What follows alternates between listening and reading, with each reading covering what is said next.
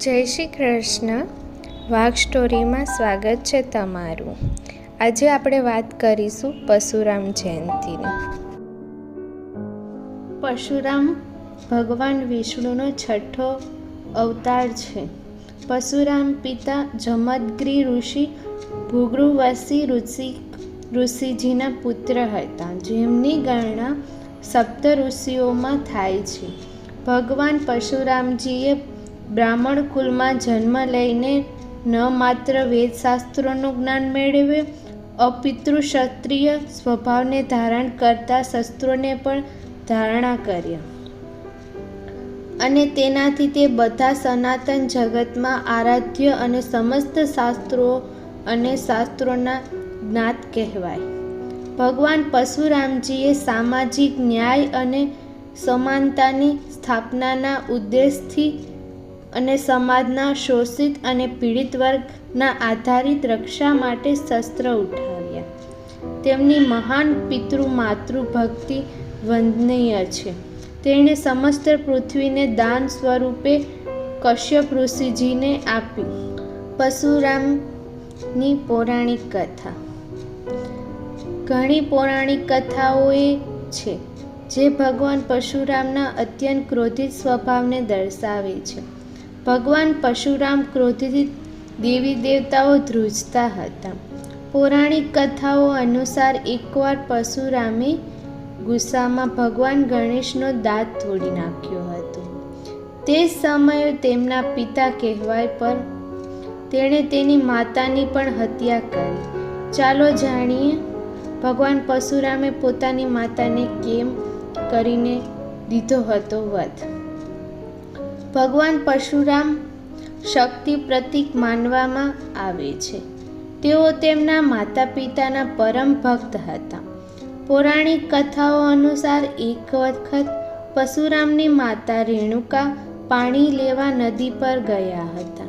ત્યાં તેણીએ પાણીમાં અપ્સરાઓ સાથે ગંધર્વરાજ ચિત્રરથને જોયો. તે થોડા સમય ત્યાં રહ્યો. તે સમયે માતા રેણુકાના મનમાં વિકાર ઉત્પન્ન થયો હતો. અચાનક તેને યાદ આવ્યું કે તેમના પતિના હવનનો સમય છે, અને તે તરત જ પાણી લઈ ઘરે પહોંચી ગયા. જમદગ્નિ ઋષિએ તેમની પત્નીના માનસિક વ્યય-વિચાર વિશે તેના તપોબળથી ખબર પડી. તેણે તેના 3 પુત્રો કે જેઓ પરશુરામ કરતાં મોટા હતા, તેમની માતાને મારી નાખવાનો આદેશ આપ્યો, પરંતુ તેમાંથી કોઈએ પણ તેને પાપ માનીને કહ્યું નહીં. અંતે ઋષિએ પરશુરામને તેની માતાને મારી નાખવાનો આદેશ આપ્યો. તે સમયે તેણે કહ્યું કે તમારા ભાઈઓએ પણ મારી નાખો, કારણ કે તેઓએ મારા આદેશનું પાલન કર્યું નથી. પરશુરામે તેના પિતાનું પાલન કરતા તેની માતા અને ભાઈઓનો વધ કર્યો હતો. પુત્રની પિતા પ્રત્યેની ભક્તિ જોઈને ઋષિ જમદગ્નિ પ્રસન્ન થયા અને પરશુરામને વરદાન માંગવાનું કહ્યું. પરશુરામ તેના પિતાની તપસ્યા જાણતા હતા. તેમણે પોતાની માતા અને ભાઈઓને પુનર્જીવિત કરવા માટે તેના પિતા પાસે વરદાન માંગ્યું. તેણે પિતાને પૂછ્યું કે તેની માતા અને ભાઈએ જાણે ઊંઘમાંથી જાગી ગયા હોય તેમ જીવતા હોવા જોઈએ, અને તેમને યાદ ન રહે કે મેં તેમને મારી નાખ્યા છે. જમદગ્નિ ઋષિની શક્તિને કારણે આવું બન્યું હતું. પુત્રની તીક્ષ્ણ બુદ્ધિ જોઈને ઋષિએ તેમની કીર્તિ અને શસ્ત્રોમાં કૌશલ્યનું વરદાન પણ આપ્યું. ભગવાન પરશુરામના શસ્ત્ર. પરશુરામનું મુખ્ય શસ્ત્ર કુહાડી ગણાય છે. તેને ફરસા પશુ પણ કહે છે. પરશુરામનો જન્મ બ્રાહ્મણ પરિવારમાં થયો હતો, પરંતુ તેમને યુદ્ધ વગેરેમાં વધુ રસ હતો. તેથી તેમના પૂર્વજ સાયાવન ભૃગુએ તેમને ભગવાન શિવની તપસ્યા કરવાનો આદેશ આપ્યો. તેમના પૂર્વજોના આદેશ પર પરશુરામે તપ કરી શિવને પ્રસન્ન કર્યા. શિવે તેને વરદાન માગવાનું કહ્યું.